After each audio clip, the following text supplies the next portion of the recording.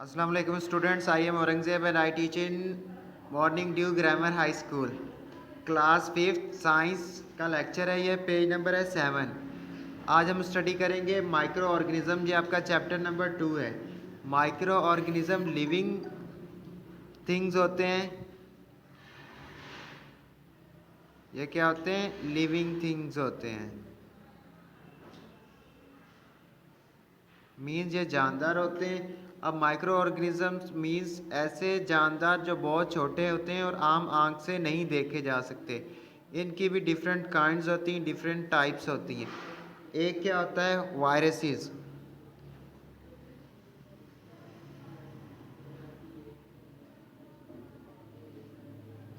एक होता है वायरस। अब दूसरा क्या होता है? दूसरा होता है बैक्टीरिया।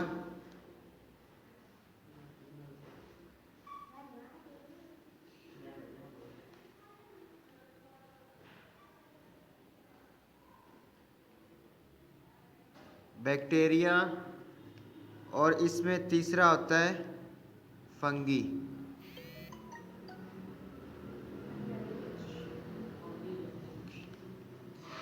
ठीक हो गया।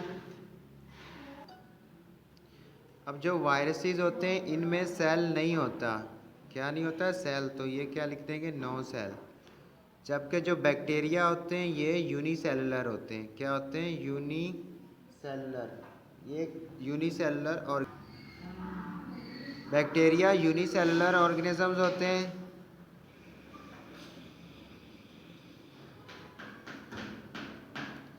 जबकि फंगी जो होते हैं ये मल्टी सेलुलर ऑर्गेनिजम्स होते हैं।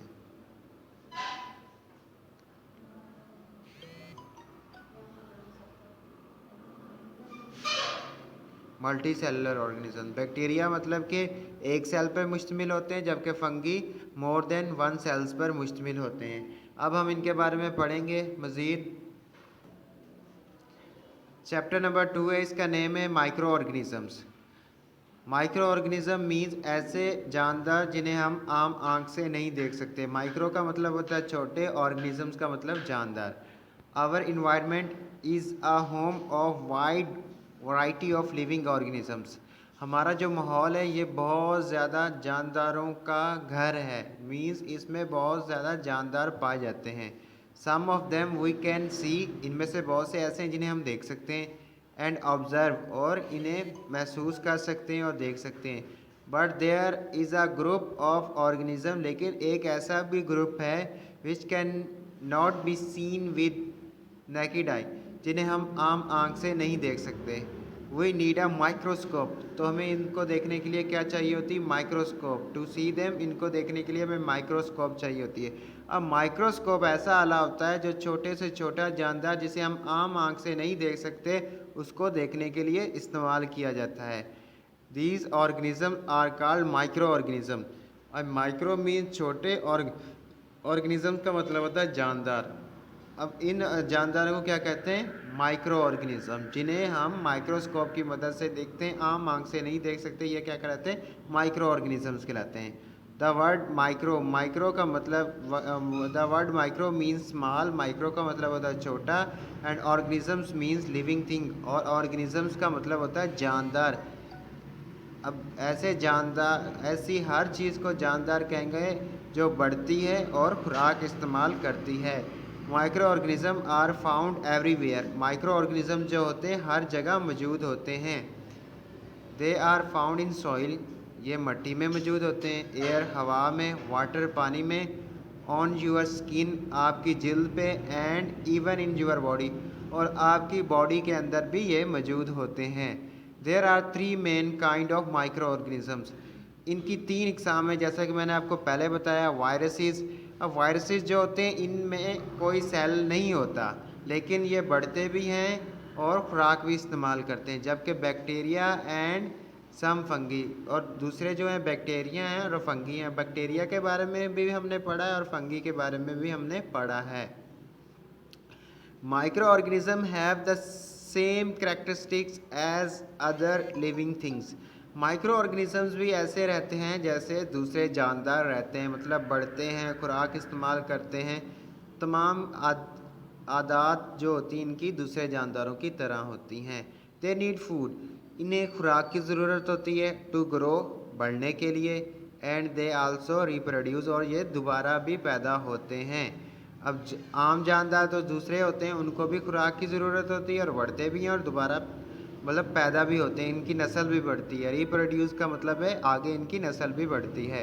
अब वायरसेस, सबसे पहली काइंड कौन सी है? वायरसेस की।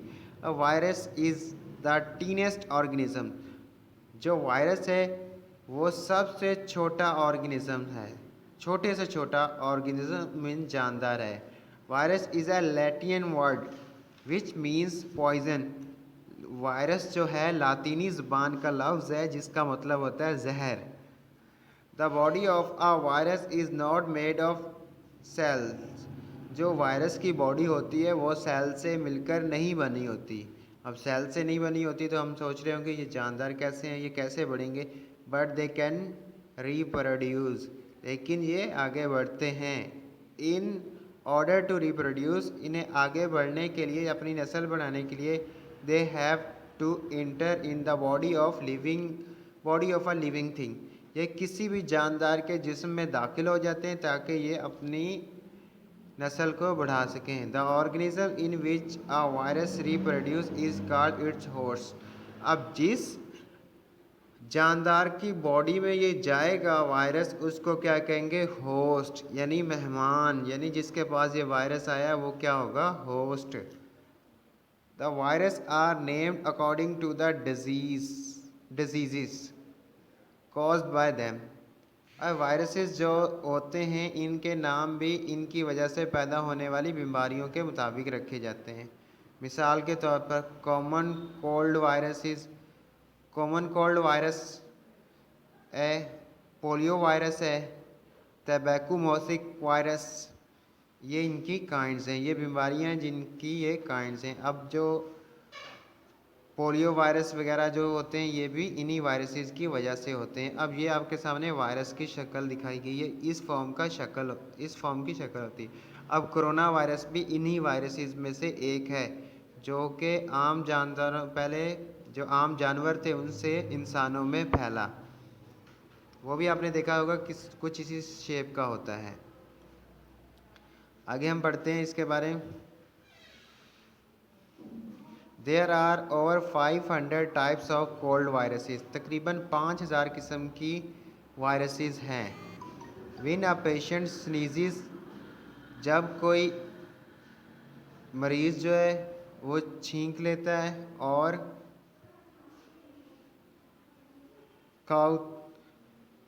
कफ या खांसता है, viruses travel 3 meter if he does not put hand और handkerchief over his nose and mouth.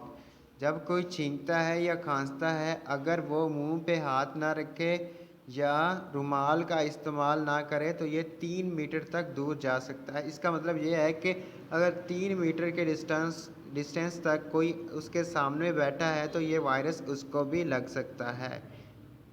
अब सेकंड काइंड है बैक्टीरिया की। अब बैक्टीरिया क्या होता है? We have studied about bacteria singular bacterium, हमने बैक्टीरिया के बारे में पीछे भी पढ़ा है।